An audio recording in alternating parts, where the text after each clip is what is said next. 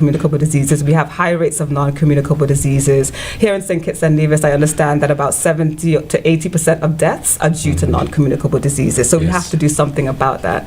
And the way that we can do something about that is by changing our lifestyle, adopting healthier habits. And one of those habits is to reduce the amount of sugar that we consume.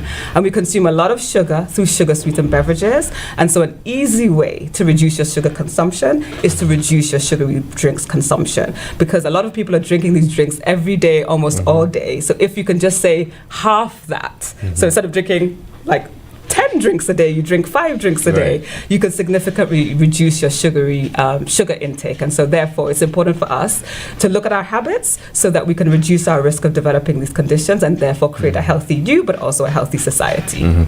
Looking at the environmental focus, what kinds of plastic pollution are most commonly found along our coasts, and how are the sugary beverages or the bottles that they are packaged in affecting or contributing to that? Yes. So when we look at our coastlines within the Caribbean, you just mentioned, we are actually one of the most polluted seas in the world. Yes. Our coastline, it is estimated our coastline has over 320,000 tons of plastic being uncollected, that remains uncollected per year. So eventually that plastic then ends up in our coastlines, beaches, and oceans.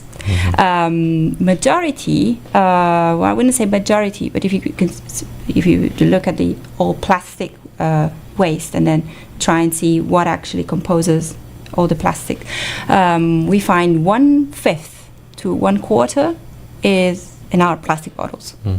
Actually, a good other portion would be fishing gear that gets lost, or called also ghost gear.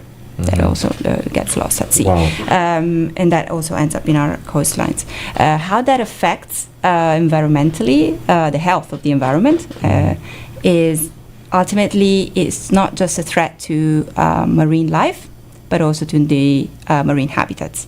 Well, marine life, because it can be ingested by animals, and it also, they can get entangled through the, for example, the ghost gear, fishing gear. And then environmentally, or looking at the marine habitat as a whole, plastic also affects, for example, when you look coral reefs, it affects the smaller debris of plastic and what we can then call microplastics when it gets degraded into very, very small pieces. That will affect also the coral reefs by smothering corals. Wow. It's been studied. And we know that apart from the marine life, we're talking about tourism-based economies. The Caribbean as a whole depend on tourism. So from your work, how has this affect our beaches? And can you also speak to any cleanup efforts over the years? The scale of work that had to be put in to get our beaches cleaned. Can you speak to that? Yes, so it's an ongoing effort, right? It needs to be an ongoing effort. A lot has already been done in terms of beach cleanups, right? We are not the first ones to launch beach cleanups, of course, on island, but that's actually one of our favorite activities that we try and keep up and be consistent with. We try and launch and do a beach cleanup once a month, and it's not only to help the environment or give back to our island, it's also to really raise awareness. Awesome. For more people participate, the more people can actually see with their own eyes how plastic is not just an eyesore to see it at the beach, but we want to raise awareness on the threats of this. It is definitely affecting our beaches. There's not a single beach in St. Kitts that you could say is plastic free, or especially after heavy storms. And again, tourism-wise, yes, it can also be, as I said, an eyesore. So it's not convenient. I think the campaign is rather timely as well, because as you know, the Ministry of Environment, they've been pushing the plastic ban, and I think people have been responding well in terms of the t-shirt plastic bags being banned, and knowing that it is being banned in phases. And so that too is also really good. But can you tell us about how has it been in terms of that cross-sector collaboration between Lake Health, Blue Conscience, and what do you intend to get from the campaign? So at the end of the campaign, what is the end result that you're looking for? Okay, so it's a collaboration between our other partner isn't here, so it's a collaboration between Lake Health and Wellbeing, Blue Conscience, and the Nevis Historical and Conservation Society. And so I think collaboration is so important. We come from different fields. We're public health. They deal with the environment and conservation. And I think a collaboration like this can only add significant value. It brings a different perspective to the work that we are doing at Lake Health and Wellbeing. It really opens our minds to the fact that health and climate and environment are all linked and interlinked, and we need to do a lot more work in terms of intersectional working. And so I think that is the benefit of the collaboration. We can really bring value, we can learn from each other, we can share resources, expertise, and things like that. So it's a huge value. And in terms of what we want to get out of the campaign, so with the campaign, we're doing a couple of things. We're doing a social media campaign. So with that, then that means we want to make sure that the public has a heightened awareness of the issue. We also want to make sure that people, if they have questions, they have an opportunity to get those questions answered through the campaign. Then we're doing beach cleanups. So we're doing some beach cleanups. We did 2 over the weekend, one on Saturday in Nevis, one on Sunday in St. Kitts. Okay. We could already see the amount of plastics that we collected from that beach cleanup, and we have some data which we can share. So with the beach cleanups, again, we want to engage the community. Let's all get involved and be part of the solution and help to clean up our coastline and help to get rid of the plastic waste. So we want to collaborate with other organizations as well in terms of reaching out, being able to have the widest impact as possible. We're also going to have a panel discussion towards the end where we hope to bring different stakeholders together.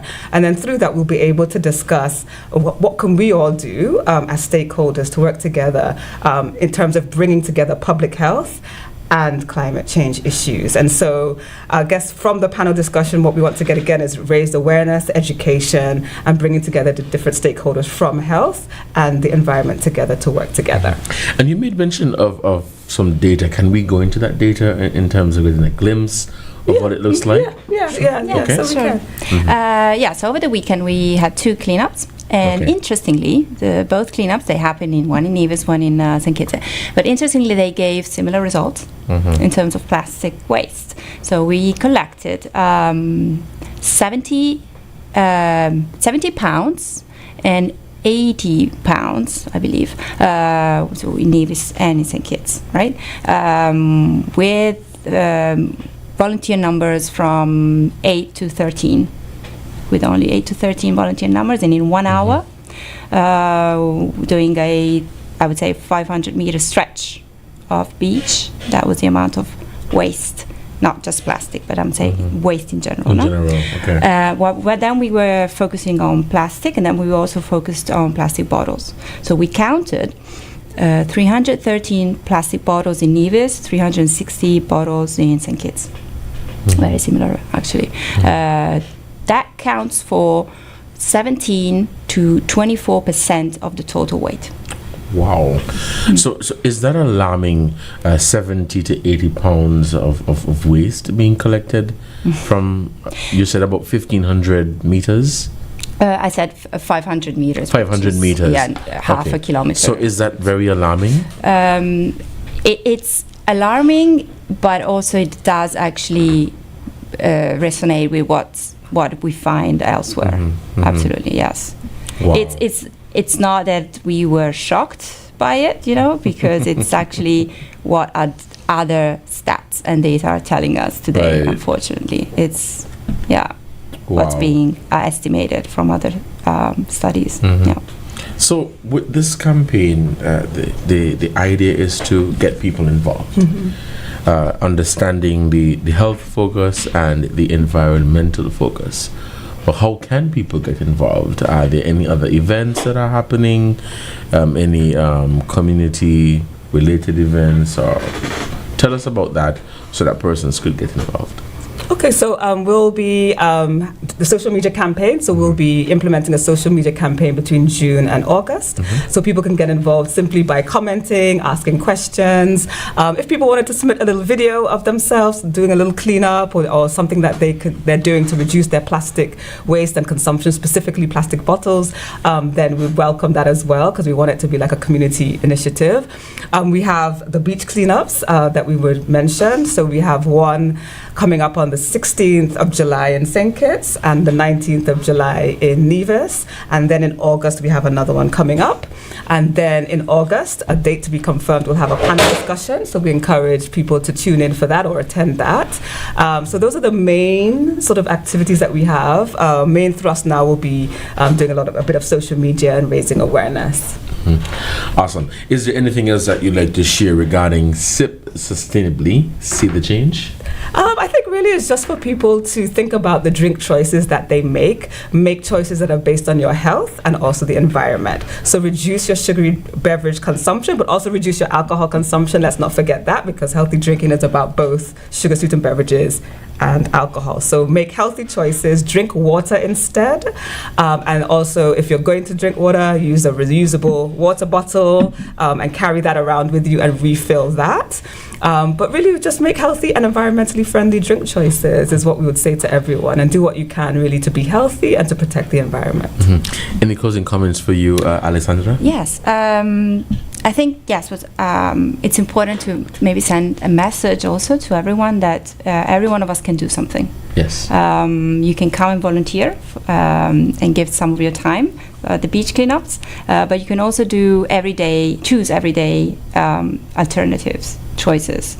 Do something every day that will change and ultimately have an impact, because that's what SIP Sustainably is about. We want to inspire some change to then see the change. So I think other things that people could do would be in ditching plastic. So it would be to use instead glass food containers, use other alternative materials like bamboo or steel cutlery when eating food outside. You can use mesh bags when buying your fruits and vegetables, reusable mesh bags. You could buy in bulk or buy in refills, so you can try and reuse the same container. Awesome. Thank you so much. It is 11:22 and we're going to bring this interview to a close. For those of you who just tuned in, we had representatives from Lake Health and Wellbeing and Blue Conscience, Abby Bejo and Alessandra Polo. Thank you so much for joining me on the program for today, and until next time, you guys stay safe, enjoy the rest of your Tuesday. We'll take a break and we'll be right back.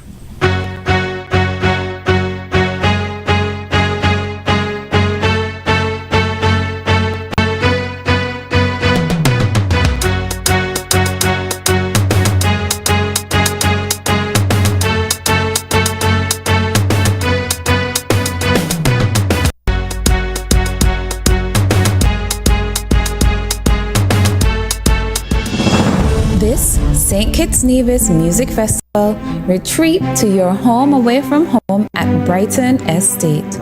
Enjoy exclusive festival rates with a 4-day minimum stay in a peaceful, private setting where comfort and charm meet. Unplug, recharge, and let the luxury of space and serenity elevate your festival experience. Call or WhatsApp 869-662-5772 or email brightonhouseskb@gmail.com to reserve your stay. Brighton Estate, where history meets harmony. You've worked hard to build your dream home. Now it's time to protect it with ICWI's A+ homeowners policy. From hurricane damage to unexpected losses, we've got you covered with the best homeowners protection in the region. Protect your most valuable asset with coverage for what matters most when it matters the most. ICWI, we know insurance. You know you're protected. ICWI, serving you is all we do. Click, call, Festival or visit ICWI today. Visit us at 1C Bird Rock Road. Call 465-8753 or ICWI.com.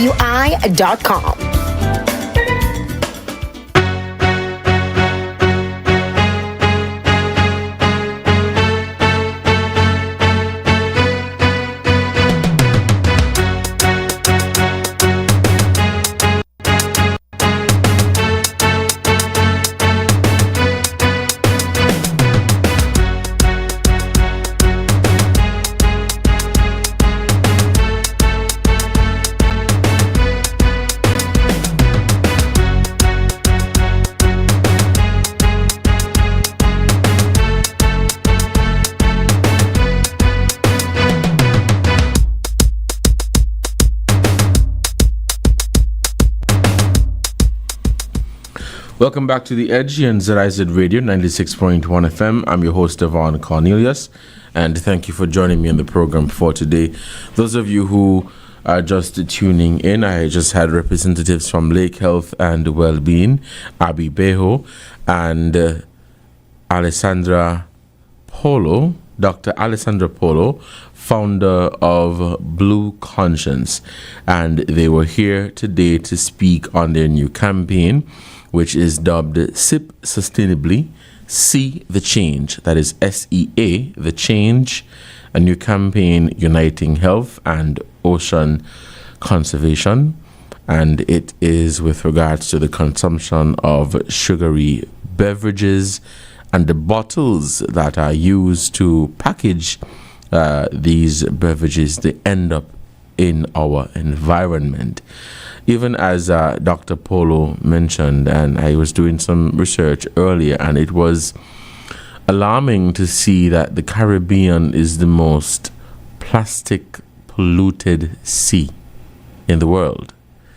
That is alarming, and I think some of you're perhaps like, how could that possibly be? Because, of course, there are other bodies of water or seas or oceans that are larger than the Caribbean Sea. But reports are saying that the Caribbean is the most contaminated in terms of plastic in the world. And so this speaks to the plastic ban that the Ministry of Health is doing. There's a need for it. The plastic, it affects us whether we like it or not. And so you have to think down the road, what about the fishing industry? We don't want it to be a case where we're consuming seafood and the seafood is contaminated with plastic or traces of plastic. And so there is a reason behind the plastic ban. There is a reason for the beach cleanups and ensuring that our environment remains clean or is clean. And we must understand that we all have a role to play in keeping our environment clean, keeping our beaches clean. Now, I want to share an update with you regarding something that we spoke about. It was early last week, and it is with regards to ECHO.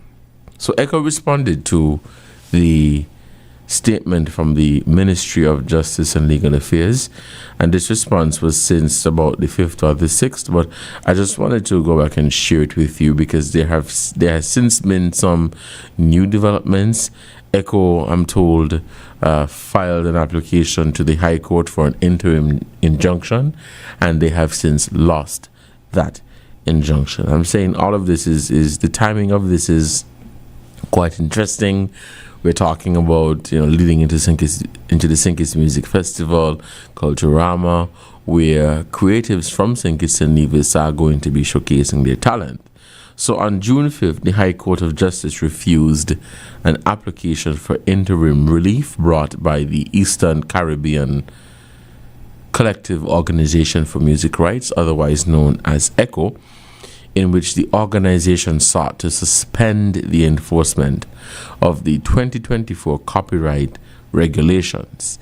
The regulations enacted under the Copyright Act and brought into force in December of last year, that's December 2024, established a regulatory framework for collective management organizations operating in St. Kitts and Nevis.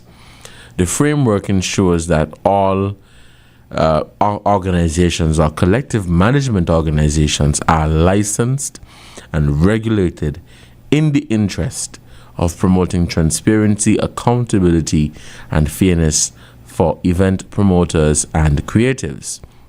Now, the court's refusal of the injunction effectively affirms the government's firm stance that it has right to implement a licensing regime to protect local rights holders and the general public from unregulated and potentially exploitative practices. The substantive legal arguments raised in ECHO's claim challenging aspects of the regulations will be determined after the trial. The government relied on the following evidence to oppose the injunction application, and these include: ECHO had been consulted on the regulations since 2023. ECHO has not applied for the required authorization to operate under the new law. ECHO continued to issue licenses unlawfully after the regulations came into effect or into force in December 2024. ECHO was not in good corporate standing, having failed to file its annual returns for 3 consecutive years, as 2023, 2024, and 2025, until after public notice from the Ministry of Justice and Legal Affairs was given, and ECHO was downgraded to provisional status by its international oversight body and had delayed royalty payments to creatives for years. What is this? This is embarrassing. So you're telling me that ECHO, because over the years I've seen the statements from ECHO encouraging creatives in St. Kitts and Nevis to get registered, encouraging event promoters to ensure that creatives receive the recognition or the payments or whatever they deserve. And I think you would agree with me when I say that it appeared as if ECHO acted in good faith over the years, and ECHO was doing what they were supposed to be doing. But in this statement here, it is saying that ECHO delayed royalty payments to creatives for years. It is saying that ECHO was not in good corporate standing, having failed to file annual returns for 3 consecutive years. And so now ECHO has to come again and explain to the public, exactly what this means or why it happened. Now, the regulations were developed in close collaboration with stakeholders, both regional and international, including the World Intellectual Property Organization, and were the product of over 3 years of public consultations. So it begs the question, was ECHO just annoying? Was ECHO just ignoring the warnings or the advice from the government as it relates to the Copyright Act? But for me, you cannot be saying that you're looking out for creatives if you're not ensuring that all your I's and T's are in good order. It suggests to me that you're being disingenuous. It suggests to me that you do not have the best interests of the creatives at heart, as you say you do. And so this is alarming and very disappointing, especially for the performing arts industry, people who rely on this industry being people's bread and butter. And to see that the organization that is supposed to be representing them or ensuring that their work is protected and that they receive the recognition that they deserve is not operating properly, it's quite alarming. It's 11:34. We'll take a break, and when we come back, we'll continue the conversation here on The Edge. Stay with us.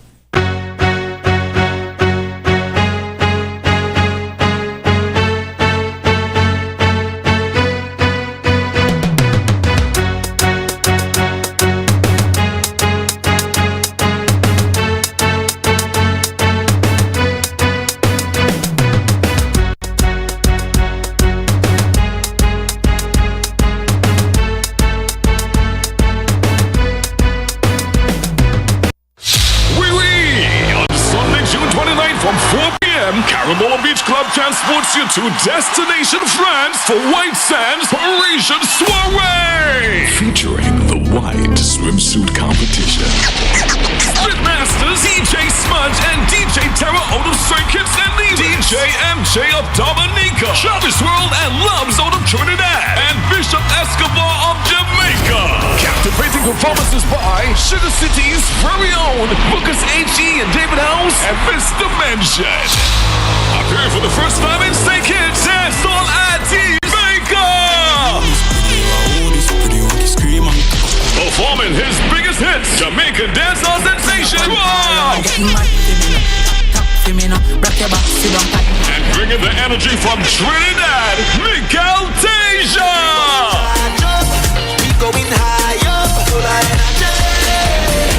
White Sands will be hosted by top DJ and radio personality Sweet Sister Sensia and Jamaican radio host DJ Spark. Tickets are just $120, paying $150 at the door. For online tickets, visit Carambola-Beach-Club.com.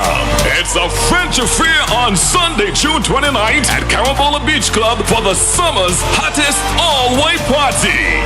White Sands Parisian Soiree.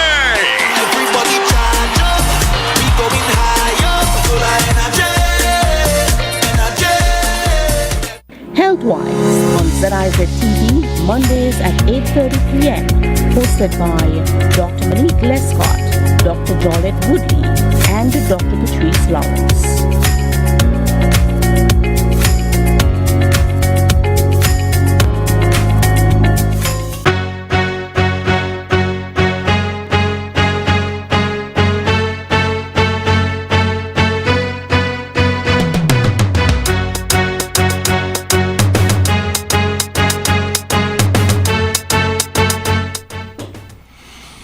Welcome back to The Edge here on ZIZ Radio 96.1 FM. I'm your host, Devonne Cornelius, and thank you for joining me on the program for today. For those of you who are just tuning in, it is 11:37. The phone lines are open, and we're taking your calls at 467-1977 or 1903 or at 662-8674.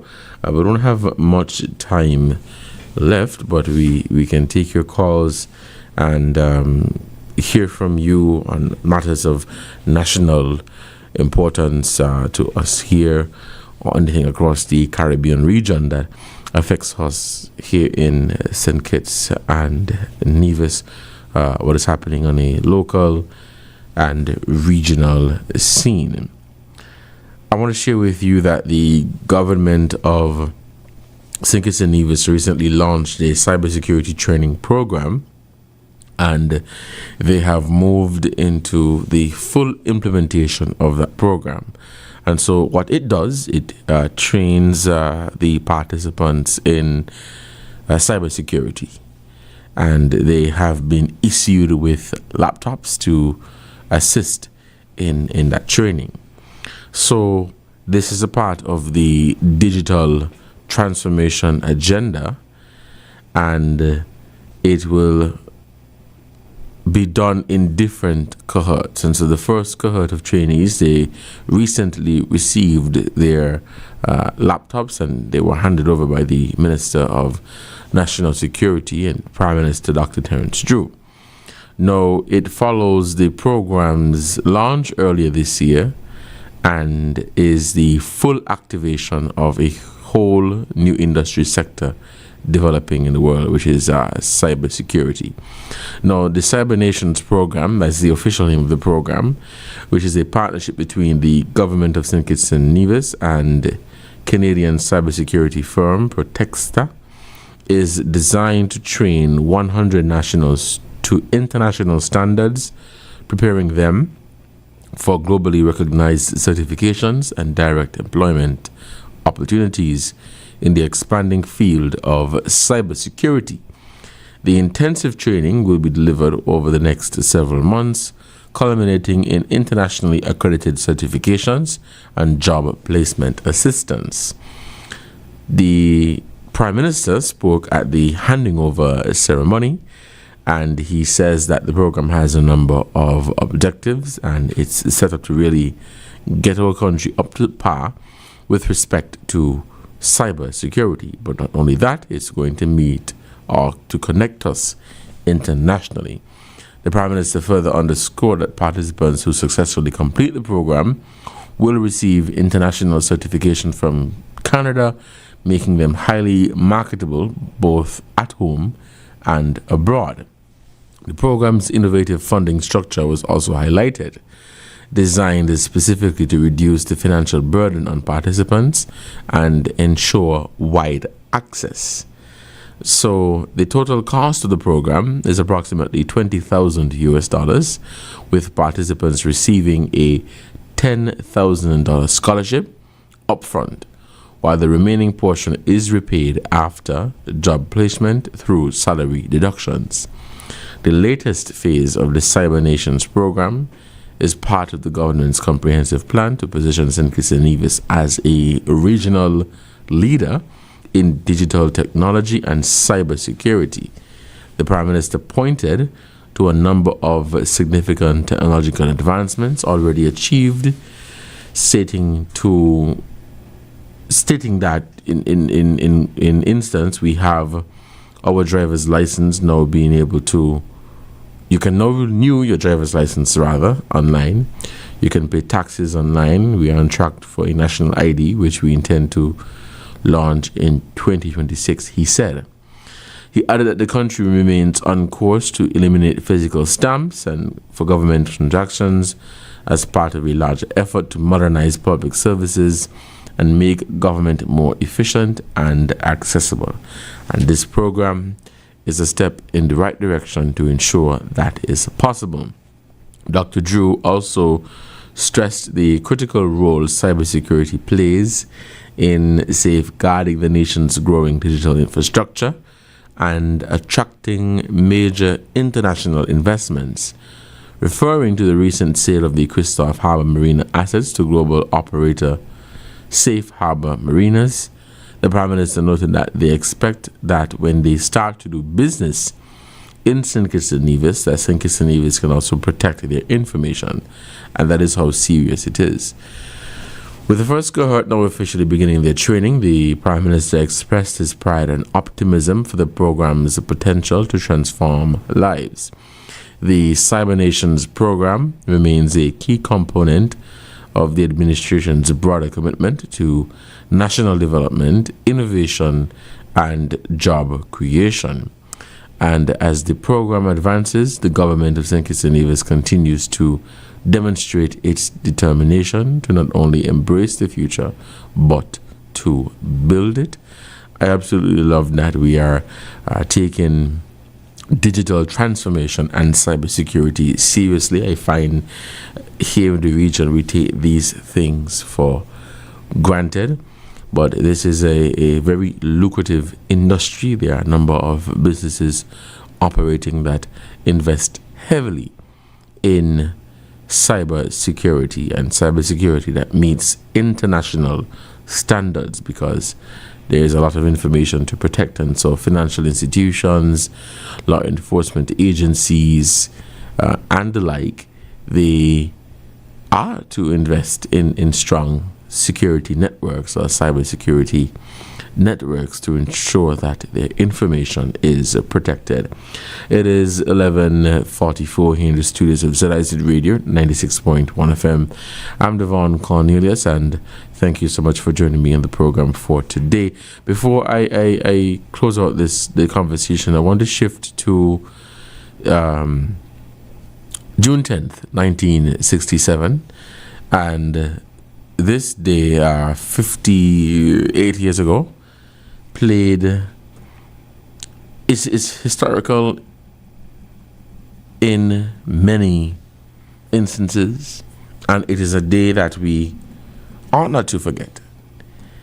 It is a day that we must remember, and it is a day that I believe shaped the future of St. Kitts and Nevis. So on June 10th, 1967, soldiers of the St. Kitts Nevis Defense Force stood in the face of danger and upheld the sovereignty of our nation. With bravery, discipline, and an unyielding commitment to duty, they successfully defended Camp Springfield, securing the future of a free federation. And today, the St. Kitts Nevis Defense Force honors their sacrifice, their strength, and their spirit. That is 58 years on. And just to provide a little bit of context for persons who may not be aware, on this day in 1967, during the pivotal Anguilla secession crisis, the St. Kitts Nevis Defense Force played a crucial role in restoring order and asserting state authority. This anniversary not only marks a historic moment in our nation's journey, but also commemorates the St. Kitts Nevis Defense Force's evolution into a professional and resilient military force. The St. Kitts Nevis Defense Force has remained at the heart of national stability and security, and today it continues to serve the Federation, defending the sovereignty and territorial integrity of St. Kitts and Nevis. Now, the Defense Force recognized and honored the service of those who stood firm during those challenging times. And among them are sergeants, lieutenants, lance corporals, and so on. And you'll get more on this in our newscast. But June 10th, 1967, I believe, shaped the future of St. Kitts and Nevis. And had it not been for those soldiers who did their duty, our future might have been different today. We'll take a break, and when we come back, we'll continue the conversation. Stay with us.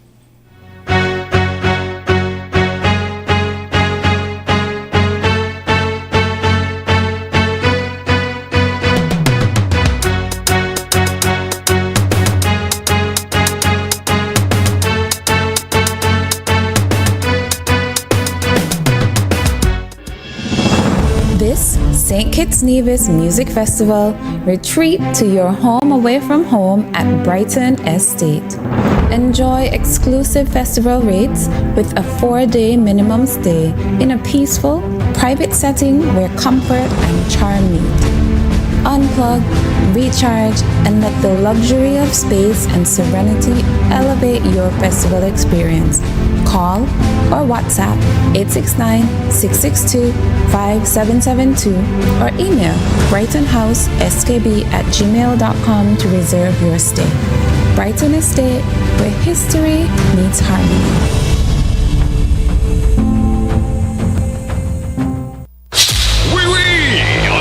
June 29th from 4 p.m., Carambola Beach Club transports you to Destination France for White Sands Parisian Soiree! Featuring the White Swimsuit Competition.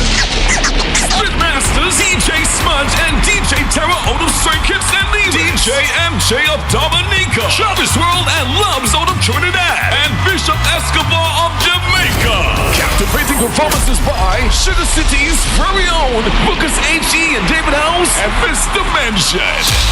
Appearing for the first time in St. Kitts, Dancehall IT Maker. Performing his biggest hits, Jamaican dancehall sensation. Wow. And bringing the energy from Trinidad, Miguel Tasia.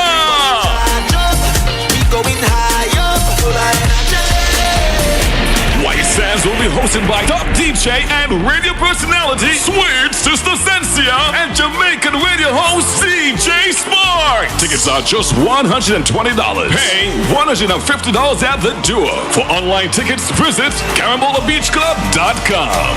It's a French affair on Sunday, June 29th at Carambola Beach Club for the summer's hottest all-white party. White Sands Parisian Soiree. Everybody charge up, we going higher, full of energy,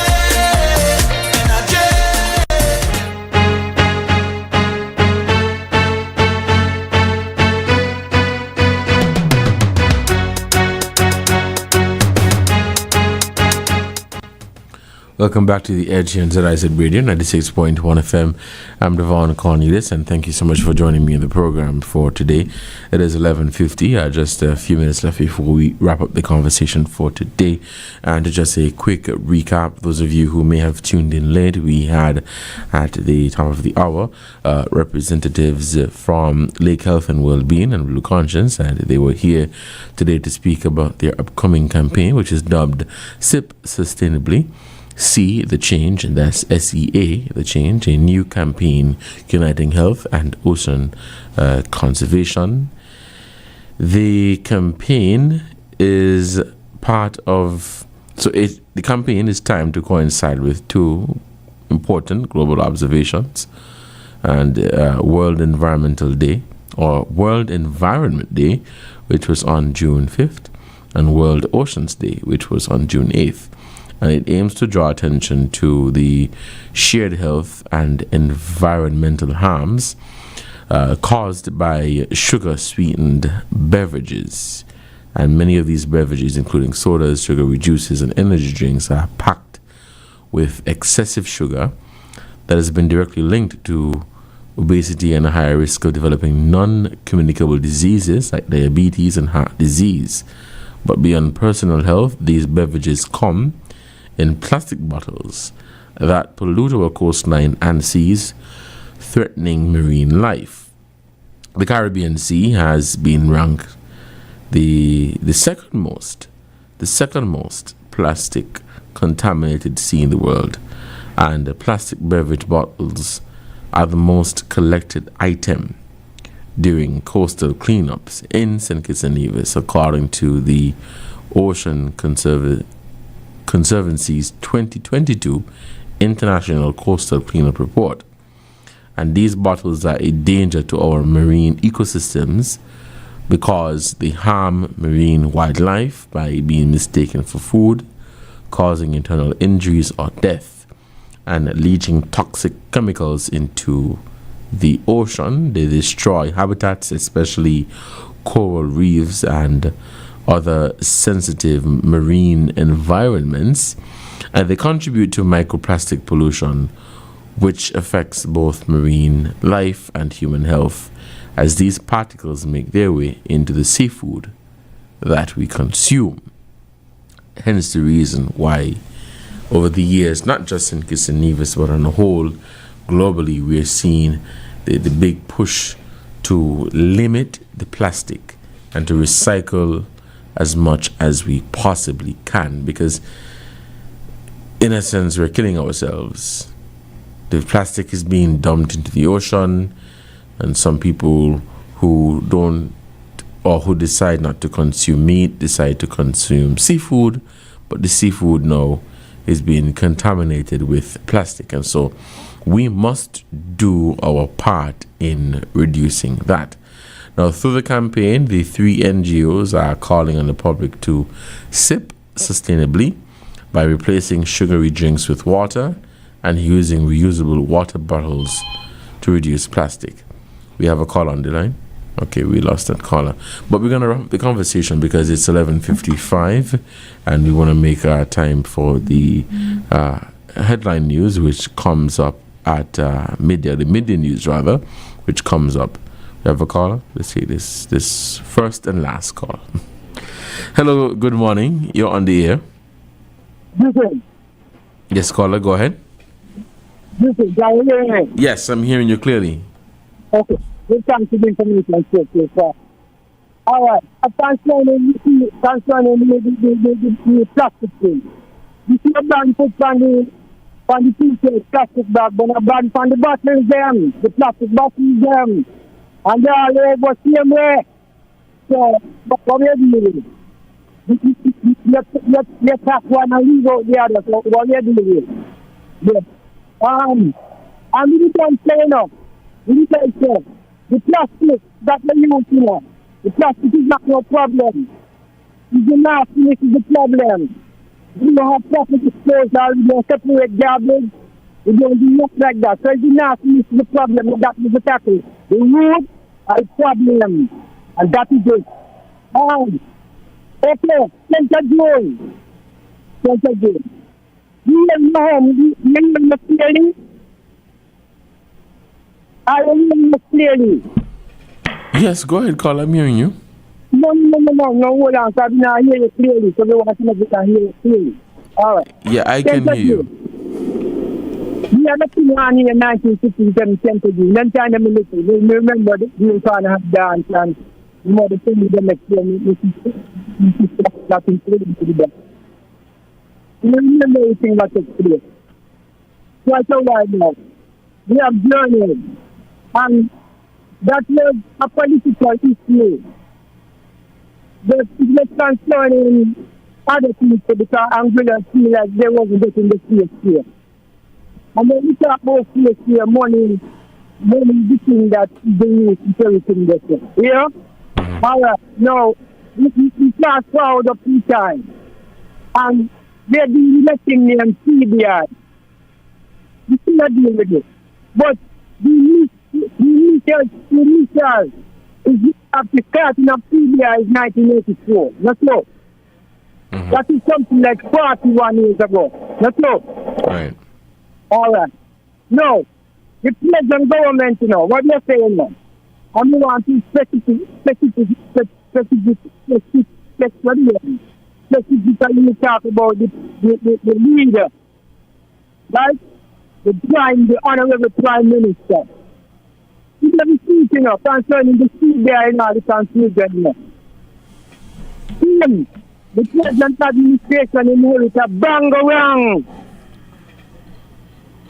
Yes, it's a dirty issue because the CBI